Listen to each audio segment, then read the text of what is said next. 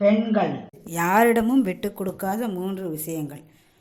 வீட்டின் சமையலறை தங்கள் கைவசம் வைத்திருக்கும் பெண்கள் யாராவது 2ஆம் நபர் அவர்கள் சமையலறையை உபயோகப்படுத்தும் போது தோசைக்கல் பயன்படுத்துவதை விரும்ப மாட்டார்கள்.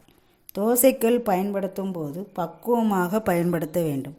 தோசை சுடத் தெரியாதவர்கள் தோசைக்கல்லை பயன்படுத்தும் போது தோசை சரியாக வராது. தோசைக்கல்லில் தோசை ஒட்டிக்கொள்ளும்.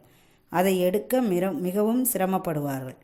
தோசை எடுக்கிறோம் என்ற பெயரில் அந்த கல்லை ஒரு வழி ஆக்கி விடுவார்கள். பின்னர் நாம் அதை பயன்படுத்தும் போது தோசை வராமல் மிகவும் கஷ்டப்படுவோம்.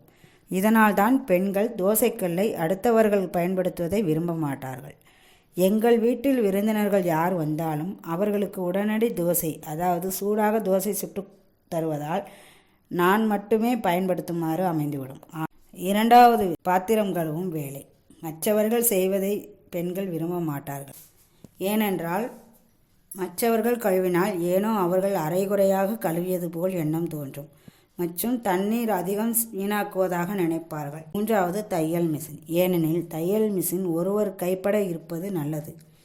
புதிதாக ஒருவர் அந்த மிஷினில் தைக்கும்போது பாபினில் நூல் சிக்குவது, ஊசி உடைவது போன்ற விஷயங்கள் நடக்கும்.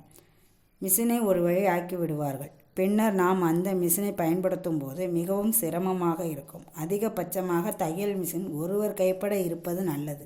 இந்த 3 விஷயங்களில் ஏதாவது ஒன்று உங்களுக்கு அனுபவம் ஏற்பட்டிருந்தால் கமெண்டில் தெரிவிக்கவும். இந்த வீடியோ பிடித்திருந்தால் லைக் பண்ணவும், சப்ஸ்கிரைப் செய்யவும்.